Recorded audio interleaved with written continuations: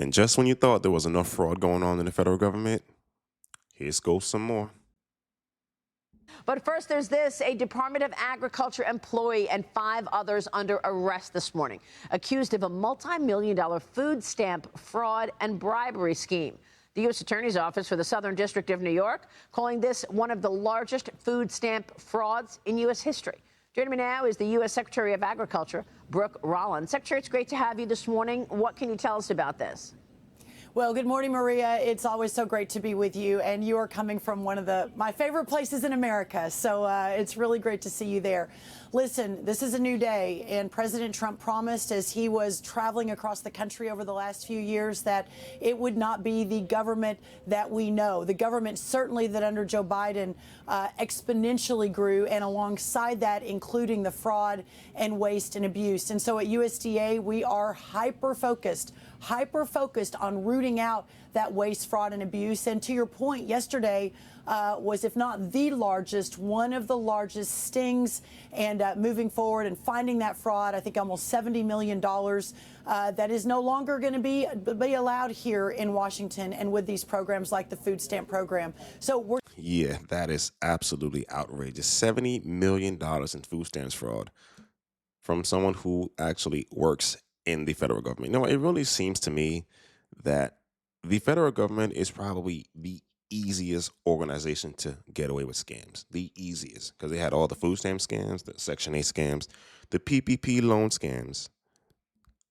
It's insane how incompetent our federal government is when it comes to not allowing people to commit so much fraud and do all these scams against them. It's absolutely insane, but let's continue.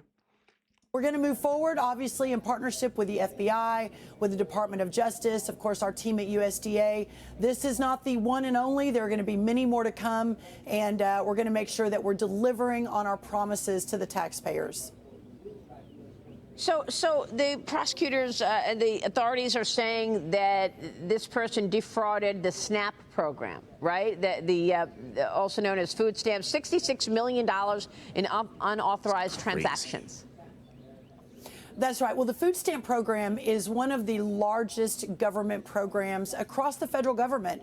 And obviously, I've talked on this show and other shows that it's time for real effective change. Part of that $200 billion annual program, the best sort of estimate is between 20 to 30% of that is fraud, waste, and abuse. This $66 million that was announced yesterday on behalf of USDA and the others that were part of that, again, is just the tip of the spear. And the way that works, Maria, the EBT cards is what USDA, the government, uses to provide that supplemental nutrition assistance, which is the food stamps, and that it's a fairly easy thing to do. We're trying to lock it down right now to ensure that it doesn't keep happening.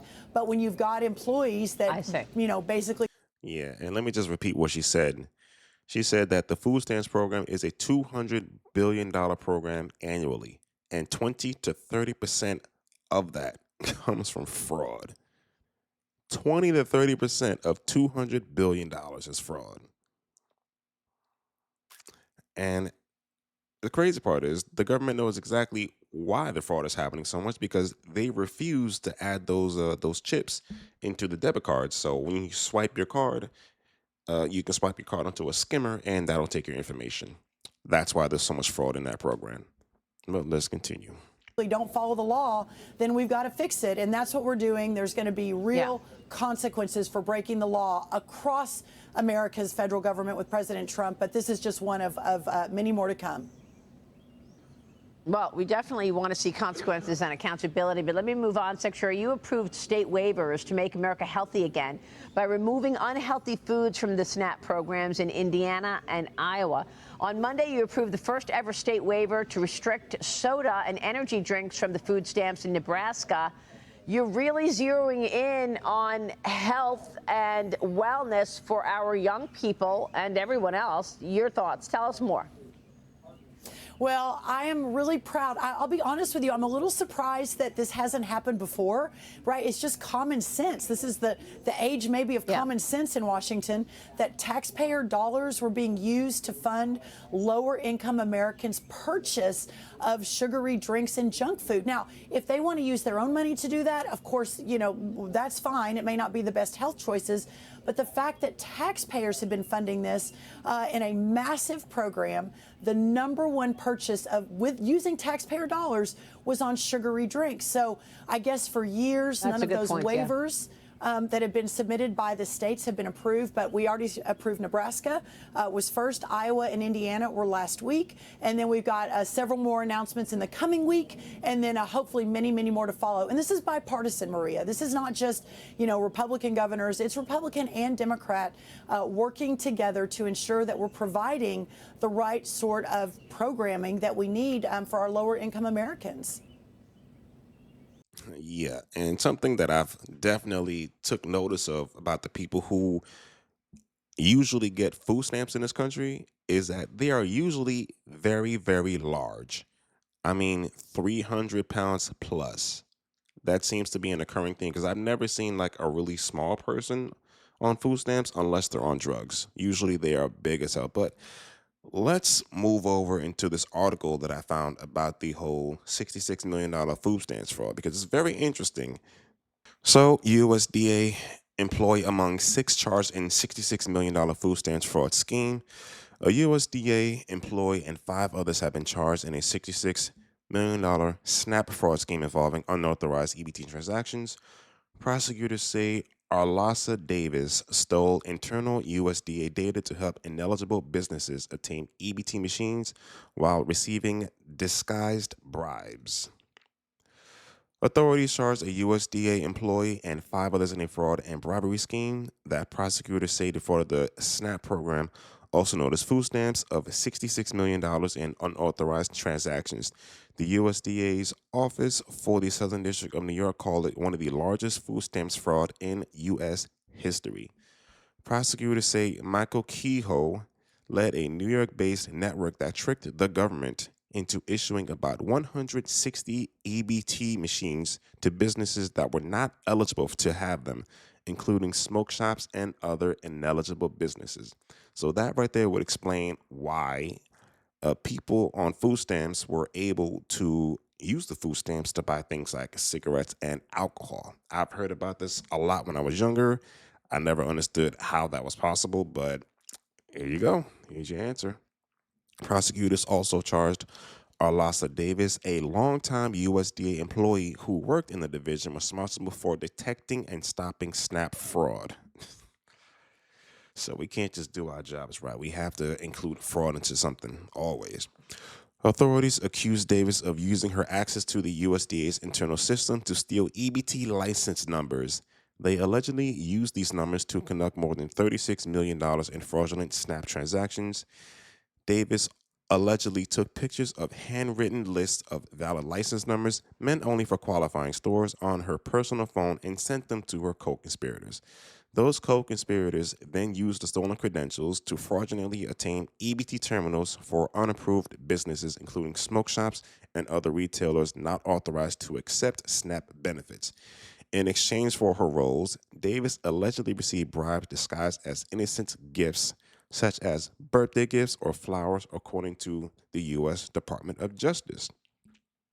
Michael Kehoe and his co-conspirators misappropriated tens of millions of dollars in taxpayer funds meant to help low-income families put food on the table, U.S. Attorney Perry Carbone said in a statement. This fraud was made possible when USDA employee Arlasa Davis betrayed the public's trust by selling confidential government information to the very criminals she was supposed to catch. Their actions undermine a program that vulnerable New Yorkers depend on for basic nutrition. These charges should be a reminder that those who exploit anti-poverty programs for personal gain will be held accountable for their crimes.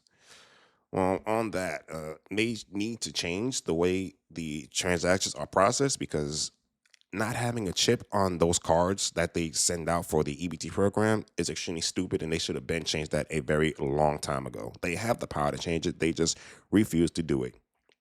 So basically, she was charged with up to 35 years in prison. Well, I'm sorry, all of them were charged with 35 years in prison, including Davis. But Davis is being charged with additional 40 years, up to 40 years for the stuff that she has done. One count of conspiracy to commit robbery, one count of bribery, one count of conspiracy to commit honest service wire fraud. Yeah, that is absolutely insane that they have people who are in the federal government doing scams for people who are obviously scammers outside of the government. It's insane. It seems like people just can't do the jobs right at all. Got to be some type of fraud, even when it comes to people who do like entertainment business. You have all these rappers who make all this money. They got to do crimes. They got to sell drugs. They got to sell weed. They got to scam somebody. It's a recurring factor.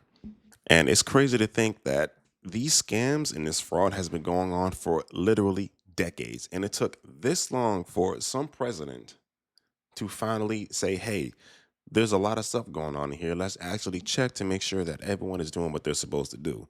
It took them this long. It took President Trump to finally say, let's stop with the fraud. That's really crazy.